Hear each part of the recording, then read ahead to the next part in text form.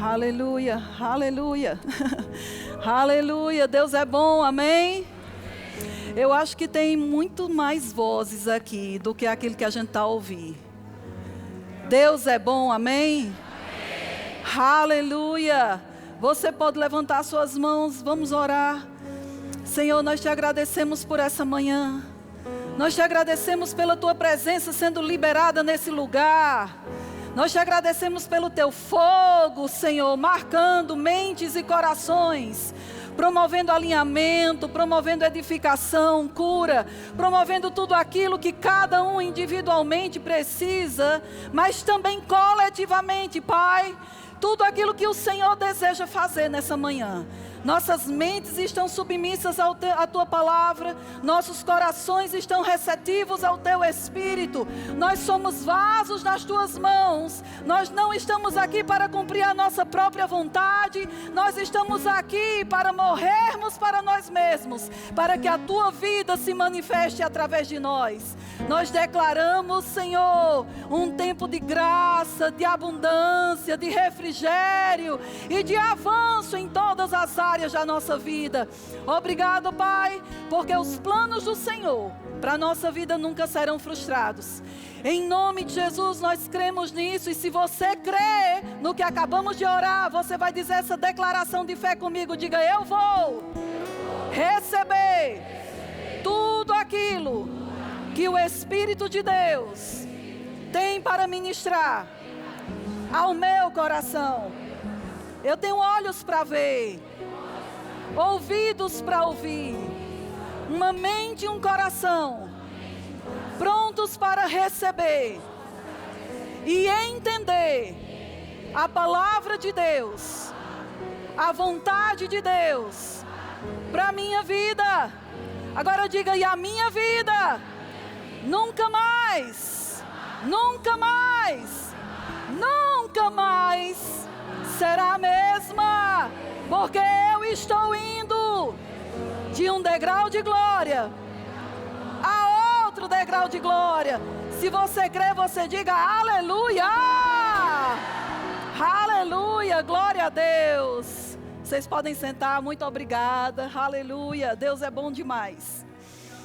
Oh meu Deus, é tão bom estar aqui, depois de 6 anos, voltando à minha terra natal, mas não mais à minha terra.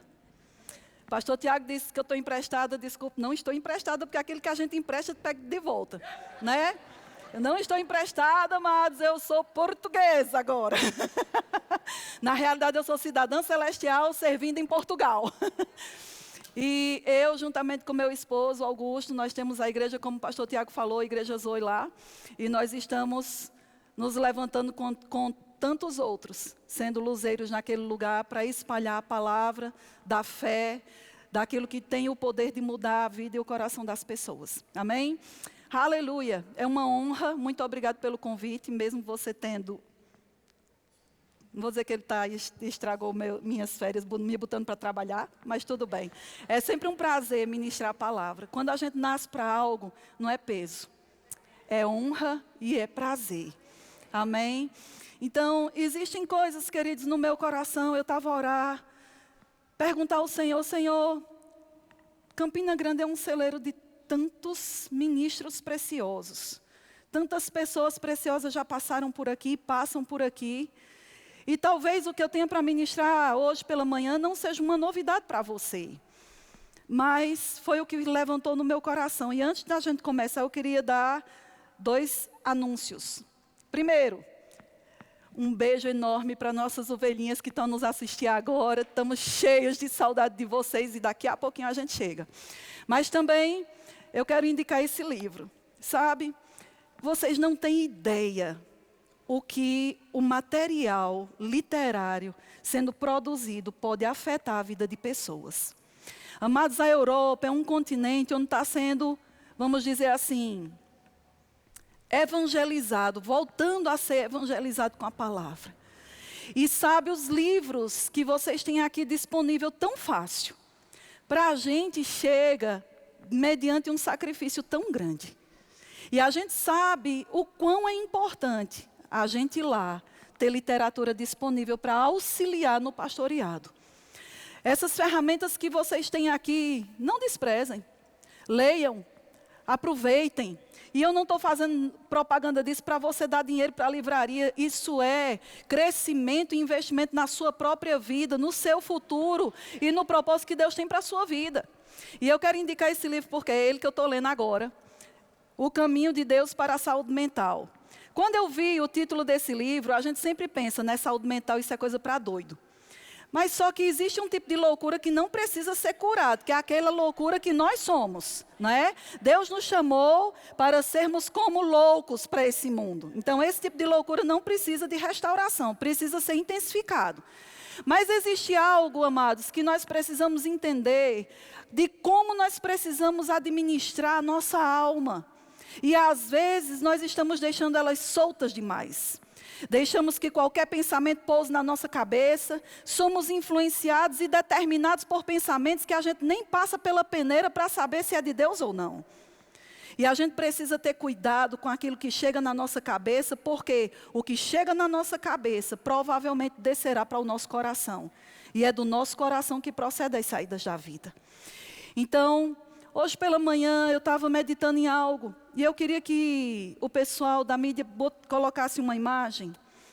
E eu queria começar a ministração de hoje pela manhã lendo isso para você. Uma frase de John Wesley que diz assim: Senhor, me dá 100 homens que odeiem o pecado e não desejem mais nada além de ti. E eu abalarei o mundo.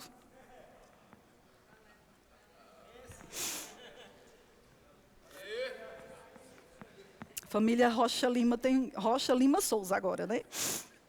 Quase a gente não chora.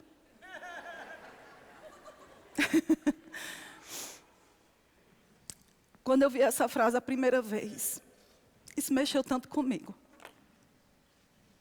O desejo de um homem e o entendimento que ele tinha do poder que cada pessoa tem de ser um revolucionário.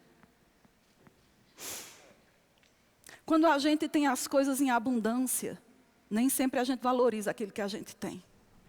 Até que a gente vá para um território onde a gente não tem mais em abundância aquilo que a gente sempre teve e nunca pensou que seria tão valioso.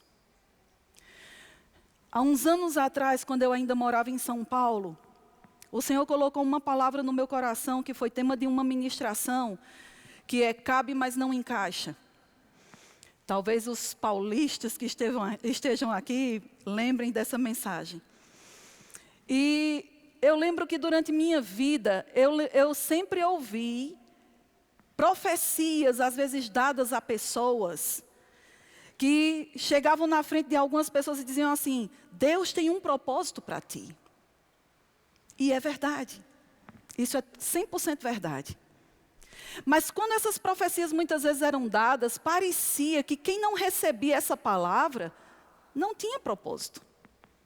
Estava desprovido de algo, ou de uma palavra divina, ou criada algo especificamente para aquela pessoa.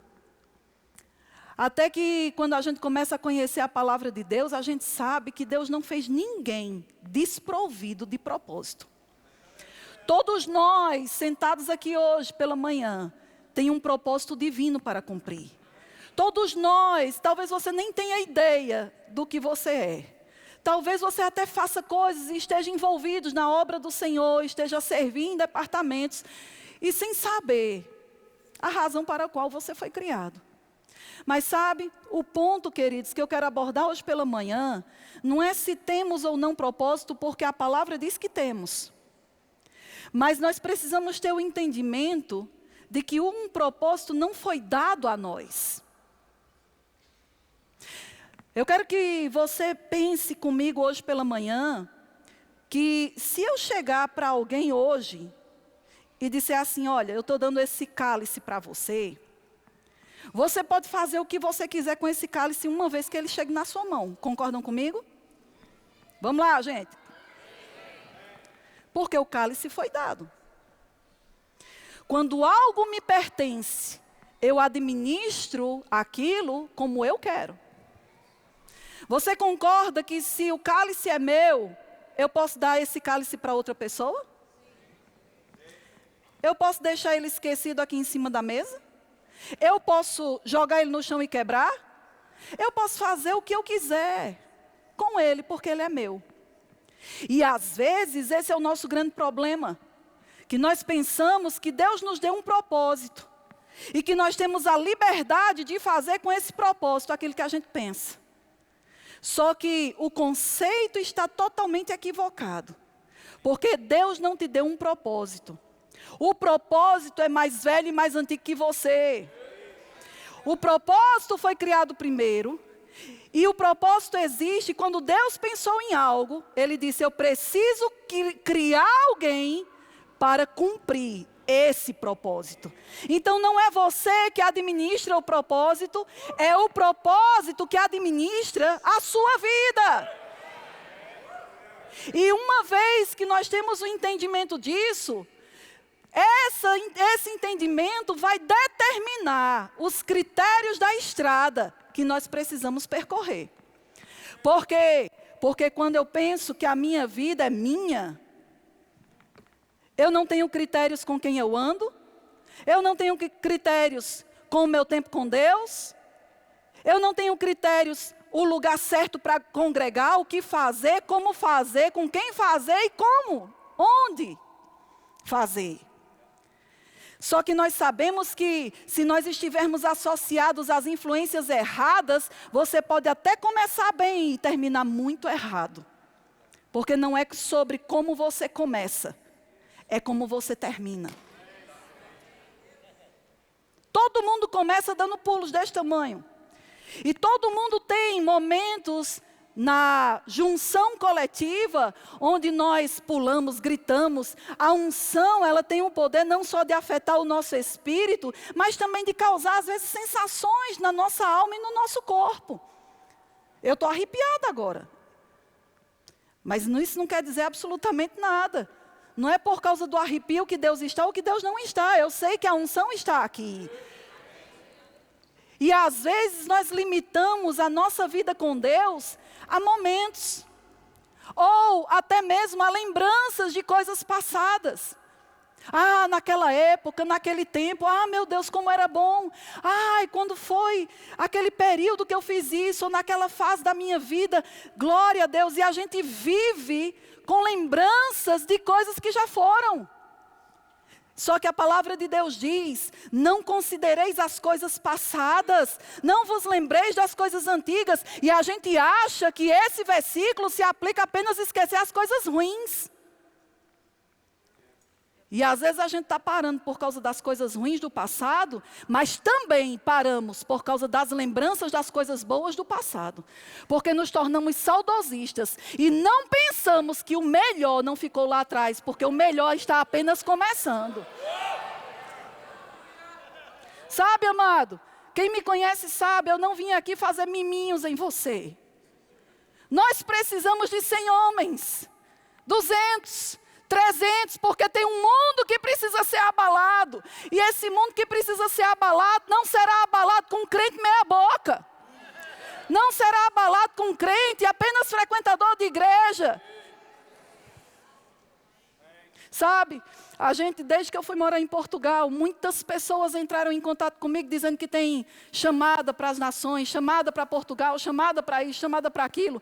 E eu te digo, elas já começam com a pergunta errada: como é morar em Portugal? Dá dinheiro? Ou, olha, eu estou disponível se vocês quiserem, ou seja, me banque. Mas eu conheço, e talvez você conheça também. Eu não vou falar de outros exemplos, que temos vários. Mas eu conheço um casal que saiu da sua terra, que não tinha proposta nenhuma para o lugar onde Deus havia enviado. E eu não estou falando para a gente desconsiderar estrutura, tempo de preparação e fazer parcerias. Mas muitas vezes a gente se coloca numa posição confortável demais e acha que a gente só pode obedecer a Deus quando tudo estiver pronto. Já imaginou se Abraão tivesse pensado assim quando Deus disse: ei, Abraão, sai da tua terra e da tua parentela. Senhor, peraí que eu preciso levantar aqui, eu preciso saber como é que vai ser. Não, amados, simplesmente Abraão creu na palavra e obedeceu à palavra. Nós estamos cômodos demais na nossa praticidade. Nós estamos cômodos demais na nossa área de conforto. Quando nós precisamos levantar um nível de indignação no nosso coração e dizer, a vida que eu estou vivendo não é boa ainda suficiente, porque tem mais. A gente acha que pelo fato de ter necessidades supridas, de estar fazendo algo por fora, de estar até mesmo pregando ou servindo na igreja, está tudo certo. E eu quero abrir um parêntese muito grande. Eu não quero que você interprete errado isso que eu estou a dizer, que essas coisas não têm valor. Mas a gente entra no piloto automático para avaliar a nossa vida através daquilo que fazemos e não por causa de uma consciência interior que nos ensina a sermos sábios para discernir os tempos e as estações de Deus na nossa vida. Eu te pergunto, você sabe que estação você está a viver agora? Porque provavelmente a estação que você está vivendo na sua vida não é a estação que a pessoa que está sentada do seu lado esteja a viver. Quando nós estávamos vindo para cá, agora, semana passada, Portugal agora é inverno. E o inverno da Europa não é como o inverno daqui de Campina Grande. De 20 graus, 18 graus. A gente saiu de casa, estava 6 graus. E a gente saiu cheio de roupa, com casacos pesados, com blusa térmica, para poder ter condições de sair de casa. E a gente não ia fazer um roteiro para outro país frio. Meu Deus do céu, nunca passei tanto calor aqui em Campina Grande. E sabe, mas a estação que a gente está a viver lá é inverno. As roupas que a gente tinha que usar requeriam que a gente tivesse um tipo de roupa mais pesado, para nos proteger, para nos guardar, para nos deixar confortáveis. Mas à medida que a gente entrou no avião e estava vindo para cá, o clima foi esquentando. E a gente precisou começar a se descascar. Em cada parada a gente ia na casa de banho. Peraí. A gente precisou ir no banheiro. Para poder tirar alguma coisa. E quando a gente chegou aqui, a gente chegou com um básico. Mas sabe, se você perguntar, Sâmia, você poderia chegar aqui com a roupa que você viajou? Poderia.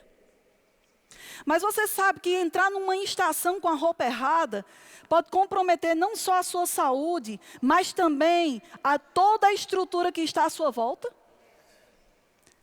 O problema, amados, é que a gente pensa que a forma como a gente administra a nossa vida só afeta a nós. E eu vou te dizer, está errado. Porque imagine que a gente chegava aqui desidratado, cansado, todo pronto. E começasse a ter a pressão desregulada por causa do calor intenso, por causa das roupas inapropriadas. O tempo que eu poderia passar de refrigério com minha família, eu iria passar um tempo para ajustar coisas, porque eu não fui obediente a discernir a roupa certa para o lugar certo. E às vezes nós entramos no piloto automático, achando que a gente pode fazer qualquer coisa. E tudo está a mesma coisa. E existem pessoas aqui pela manhã que talvez o seu tempo seja um tempo de primavera, onde coisas começaram a florescer na sua vida.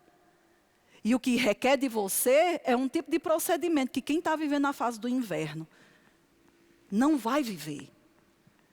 Não naquele momento, não naquela estação.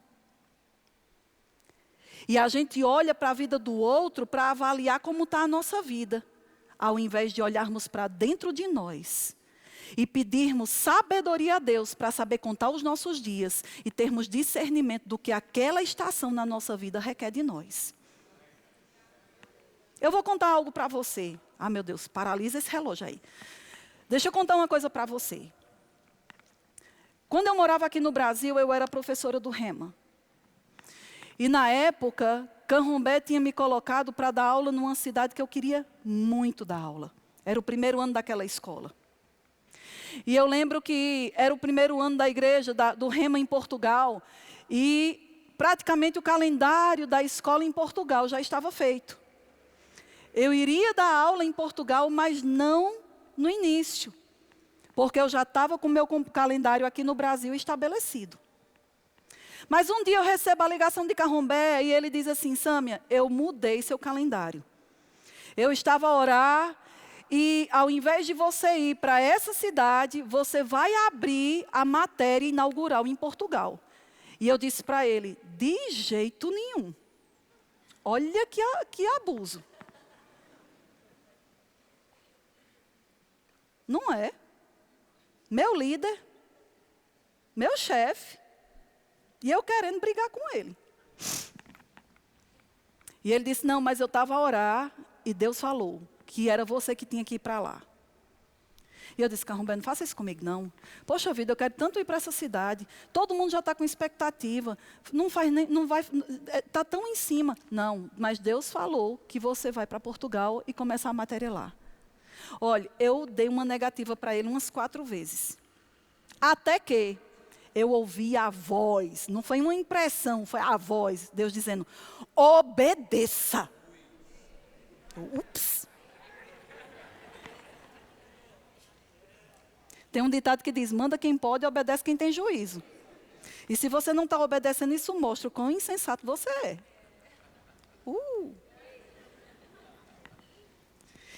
E aquilo ali trouxe temor. E eu disse: tá bom, eu vou. Mal eu sabia que naquela turma eu iria conhecer o meu marido. E sabe, queridos, eu chamo Canrombé, né? Além de chamar ele de amado mestre, eu digo que ele é meu pai e meu cupido. Porque ele foi o responsável por fazer sem nem saber.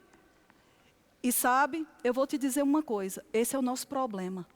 Às vezes nós queremos saber demais para obedecer. Às vezes nós queremos tocar para saber ou para verificar se é real ou não. Pode descer? Não vou tirar o sapato hoje não.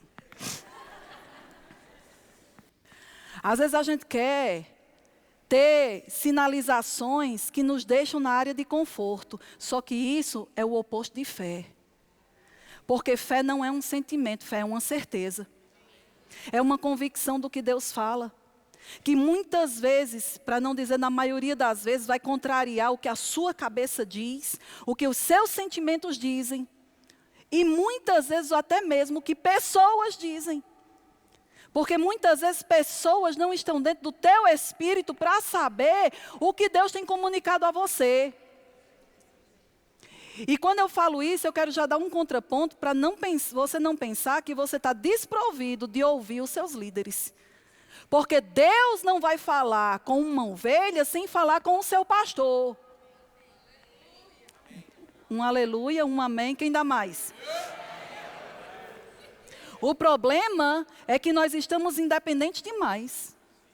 Nós estamos independentes demais para pensar, nós estamos independentes demais para administrar a nossa vida, nós estamos independentes demais para fazer o que a gente quer, mas quando a corda se parte, pastor, ore por mim. E nós estamos mais trabalhando para reparação de problemas do que para avanço de propósito. E eu te pergunto, é essa vida que você quer viver? Eu queria que você abrisse sua Bíblia. Vamos abrir a Bíblia que é bom, né? O pessoal da mídia disse: quais são os versículos que você vai usar? Eu disse: pergunta difícil, amada. É o que Deus vai dizendo na hora. Vamos lá. Efésios capítulo 4, acredito que todo mundo aqui já leu essa passagem, já viu essa passagem. Efésios capítulo 4 fala sobre, entre tantas coisas, os 5 dons ministeriais. Eu não quero me pegar o texto do início, mas a gente vai ler apenas, começando do versículo 10, que diz assim: aquele que desceu é também o mesmo que subiu acima de todos os céus para encher todas as coisas. Diga, encher todas as coisas. Às vezes a gente lê essa passagem e a gente passa desapercebido. O que é encher todas as coisas? Dá um senso de completar, de não deixar nada vazio nem desfalcado, mas de deixar tudo preenchido e ordenado para que funcione bem. E aí no versículo 11 ele diz assim: e esse mesmo que desceu e que também subiu, ele mesmo concedeu, deu uns, não todos, mas uns, para quê? Para apóstolos, outros para profetas, outros para evangelistas e outros para pastores e mestres. Agora, às vezes a gente acha que isso aqui é um cargo, é um título. O que é que você é? E a gente chega e faz assim, né? Para dizer assim a patente. Eu sou profeta fulano de tal, ou apóstolo. Nada de errado. Mas a gente usa muito o que é uma função como uma patente. E a gente perde o senso do que é a responsabilidade de fazer. Lá, dentro das nossas andanças, a gente vê que existem pessoas que elas são fiéis e trabalham para sentar nas primeiras cadeiras. Como se sentar na primeira cadeira tivesse poder e graça para você ser um crente bom. E a gente corre, se esmera e se dedica para ser fiel para chegar naquele ponto. E nada de errado, porque a palavra de Deus diz que nós precisamos, se aquele que almeja o episcopado, excelente obra almeja, tudo bem. Mas que o senso que deve estar dentro de nós não é trabalhar para chegar lá. Porque nós estamos administrando a nossa vida em função de um nome. E não de uma essência ou de uma identidade que nós temos. Você não foi chamado para, você é. E se você é, você precisa se amoldar à forma que Deus te chamou para ser. Porque aquilo que você é chamado para ser, não é para você.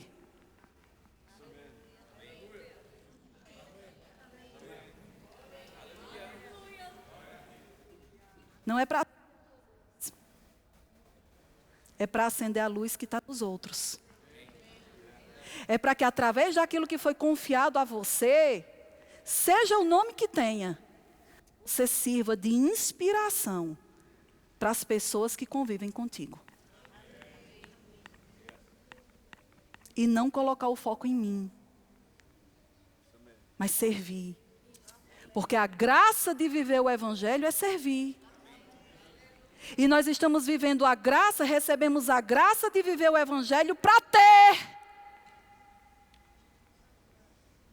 E nada de errado em ter, mas o ter não é o objetivo, é a consequência da vida de obediência que nós temos diante do Senhor. Porque aquele que obedece aos princípios do Senhor, ele não precisa correr atrás de coisas, porque a palavra de Deus diz que essas coisas correrão atrás de nós.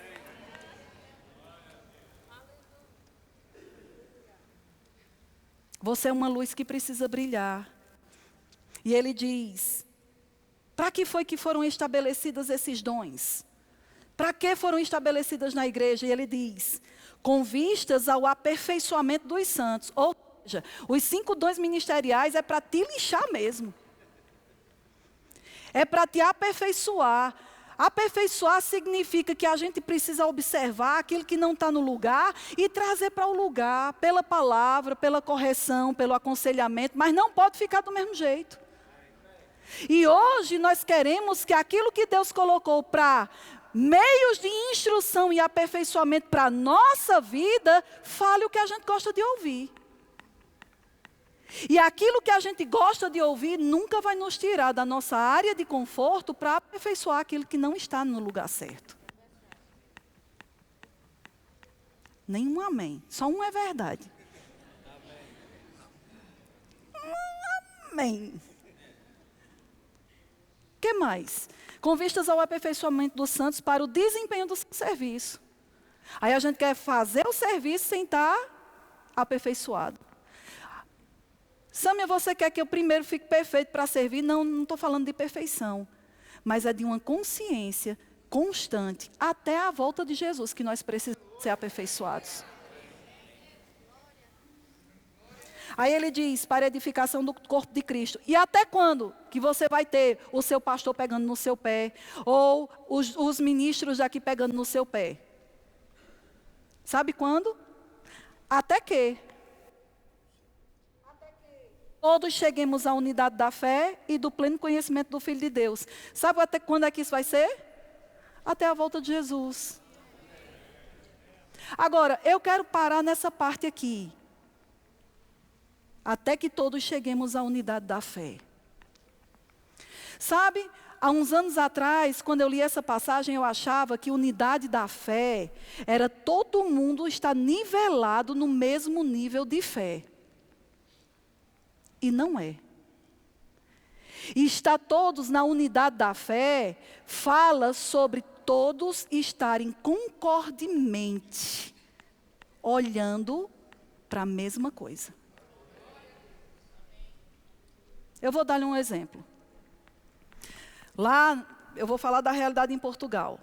Lá em Portugal, nós temos igrejas que nem creem mais na volta de Jesus. Orem pela Europa, amados. Nós temos igrejas que criam nos dons.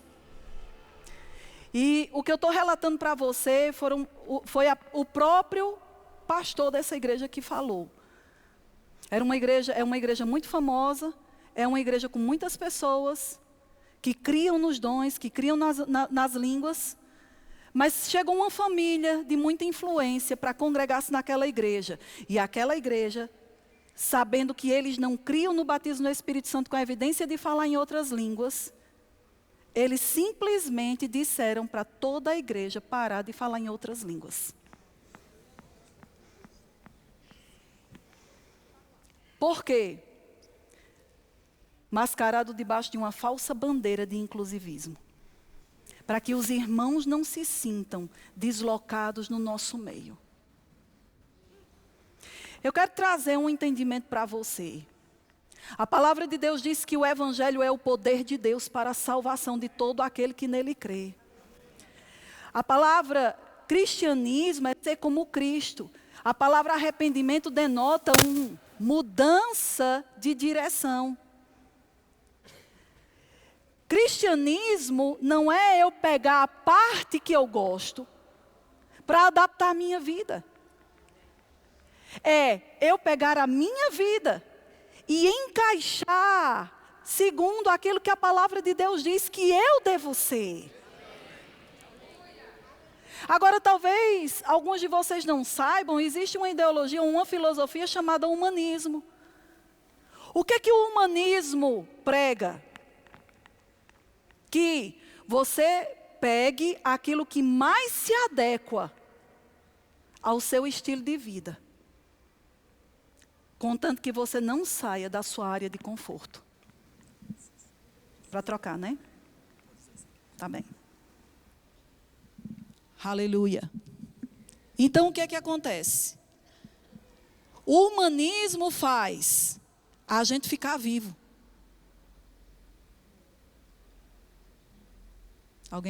Ninguém entendeu, acho.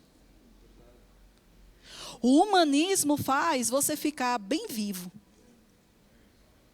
E o evangelho faz você ficar bem morto. É isso mesmo. O humanismo diz: faz o que tu queres. Você não precisa estar num lugar onde você é desagradado. Você não precisa estar com pessoas que não reconhecem o que você tem. Deixa eu te dar uma ideia, mais ou menos, de como foram meus primeiros anos em Portugal. Existe um preconceito em Portugal com os brasileiros, e de uma certa forma existe uma razão disso. Muitos brasileiros viajaram e fizeram estragos na Europa, principalmente mulheres. Então, as mulheres que foram para lá 20, 30 anos atrás, acabaram casamentos, acabaram com heranças, acabaram com estruturas familiares e tocaram terror. Então, todas as pessoas que olham para uma mulher casada com um português, geralmente ela vai ser interpretada como uma dessas mulheres. Quando eu casei com meu marido, e talvez você não perceba, mas ele é português, embora ele esteja falando nordestino já, por causa da influência minha, que é mais forte, ele é tuga. Quando eu cheguei lá e as pessoas percebiam que eu era brasileira e ele era português, muitas pessoas me rejeitaram. As pessoas começaram a me discriminar por causa da minha nacionalidade. E da mesma maneira que eu era rejeitada, eu passei a rejeitá-los também. Porque eu comecei a criar aversão àqueles que tinham aversão a mim. E um dia, o Senhor falou comigo: se você não mudar a atitude do seu coração, o seu propósito de vir para cá vai ficar simplesmente anulado. Eu chamei você não para dar o troco, mas ser uma influência para que eles conheçam o que é andar em amor, perdão. E às vezes nós jogamos frases dizendo assim: tá tudo certo, corre atrás dos teus sonhos. E mal a gente percebe que a gente está pregando humanismo dentro da igreja e está tornando as pessoas vivas e perdem a noção de que elas foram chamadas para cumprir um propósito que é maior do que elas, e que é esse propósito que tem que guiar a nossa vida, as nossas decisões e até mesmo as pessoas e o lugar onde a gente deve estar. É fácil a gente rejeitar quem nos rejeita. As pessoas que mais me rejeitaram eram as pessoas que mais precisavam ser amadas. E era fácil elas rejeitarem, porque tudo que elas conheciam era rejeição. É fácil a gente taxar uma pessoa que a gente mal conhece como carnal, não dá valor. Mas a gente não tem o discernimento de olhar as pessoas como indivíduos e saber que dentro daquele indivíduo tem um propósito. E que se Deus colocou aquela pessoa na nossa vida, nós podemos marcá-la de alguma forma. E o que é que vai determinar? Mas Sâmia, se ela não quiser, aí o problema não é seu. E no dia da prestação de contas, você não vai ter a responsabilidade daquela pessoa na sua vida.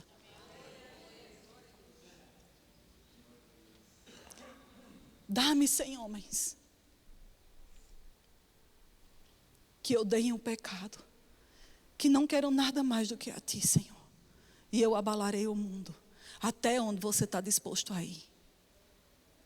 Até onde você está disposto a fazer o que Deus criou você para fazer? A nossa vida não pode simplesmente ficar no automático. Você pode servir, você pode trabalhar nos departamentos, mas por dentro você está tão conectado com um senso de tempo e de propósito, que você não vai deixar que as pessoas passem por você simplesmente como pessoas comuns, sem discernir que talvez naquele dia, naquele momento, aquela pessoa precise do que você carrega. A gente vive uma vida tão agitada, tão corrida, que a gente se desliga por dentro. A gente não percebe o tempo do abraço. A gente não percebe o tempo da correção. A gente não percebe o tempo de deixar o que nós gostamos de fazer em prol de algo que Deus quer que a gente faça. Porque a gente está atrás de ficar satisfeitos e supridos, recheados de bênçãos. Mas se a bênção está afetando só você, essa não é a bênção que Deus tem. Porque a bênção que Deus tem para a nossa vida, ela não apenas enriquece a mim, ela enriquece e afeta a vida das pessoas que estão ao meu redor. Nós não temos tempo mais para falar, mas eu queria apenas lembrar. Existe uma passagem em 2 Coríntios, no capítulo 13, eu acho que versículo 5, que diz: examinai-vos a vós mesmos, se você permanece na fé. Porque nós pensamos que estar na fé é só falar certo. E sabe, muitas vezes nós temos um comportamento que quem está por fora olha para nós e acha que nós estamos uau. Mas o Senhor que conhece os corações sabe se nós estamos por dentro na fé. E estar na fé não é só falar a coisa certa, como é também estar na frequência certa de Deus, para obedecer instruções, percepções, acompanhados de uma obediência que nos tira da nossa área de conforto.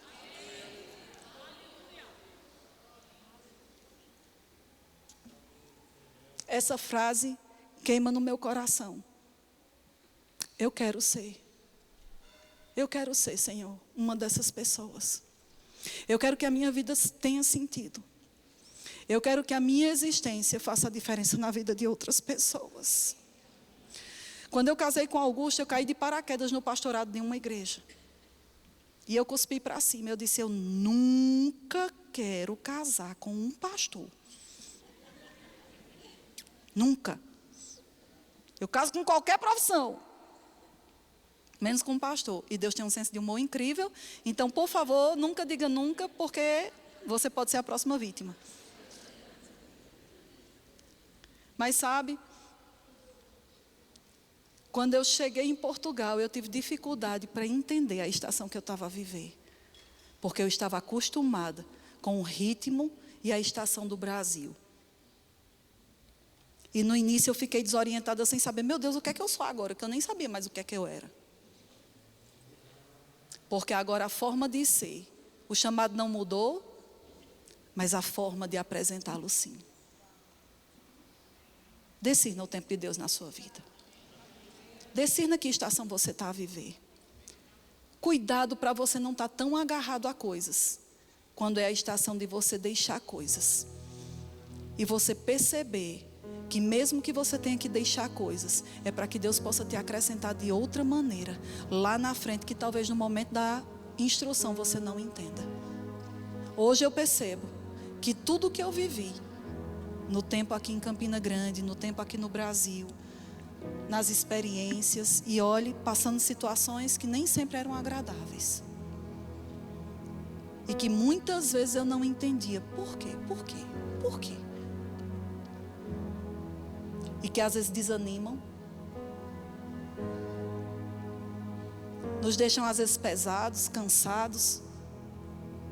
Eu vejo tantas pessoas às vezes saindo e desistindo das coisas, jogando tudo para cima, porque dizem: eu fui traído, ou eu fui decepcionado, ou isso ou aquilo. E a pergunta que não quer calar é: quem não foi?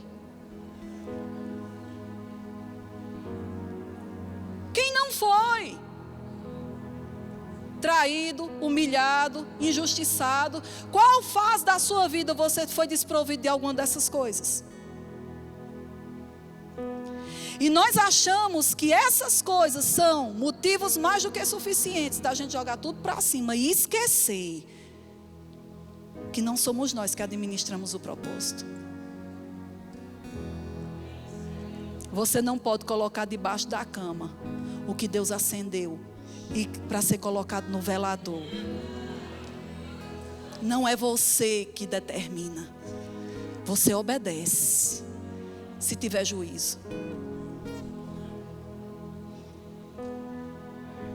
E é por isso que existem tantas passagens na Bíblia, dizendo, se andares pelas águas, quando?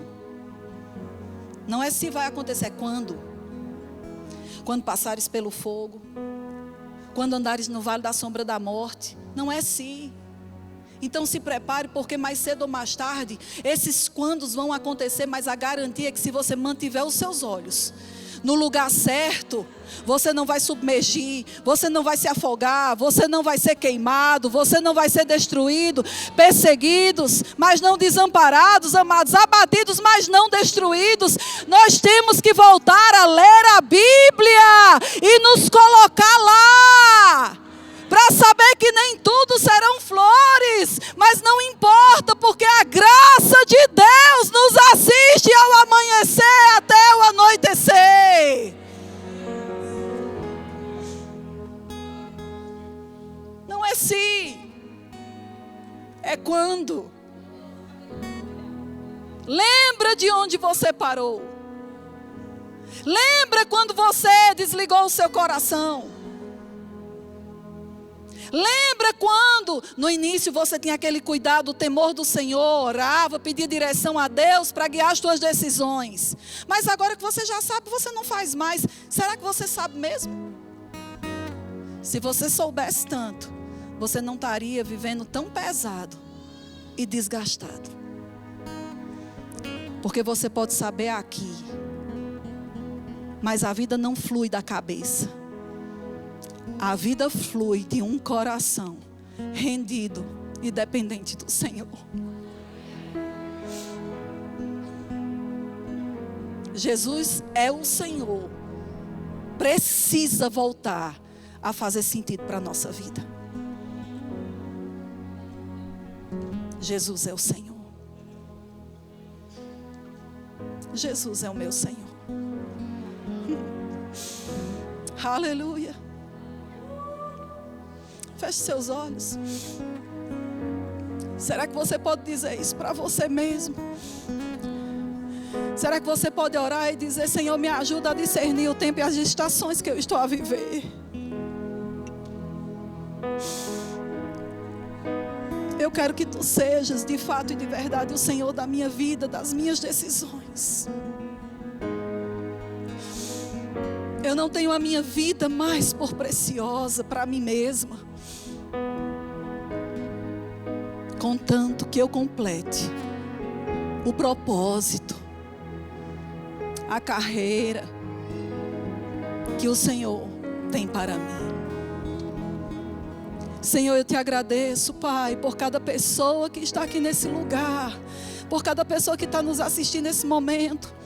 Senhor, que uma consciência tão profunda desses tempos e estações e do senhorio do Senhor sobre a nossa vida se torne tão patente, tão presente a cada dia, que nós venhamos a matar dentro de nós uma independência que nos afasta, que nos coloca para uma autonomia onde você não está.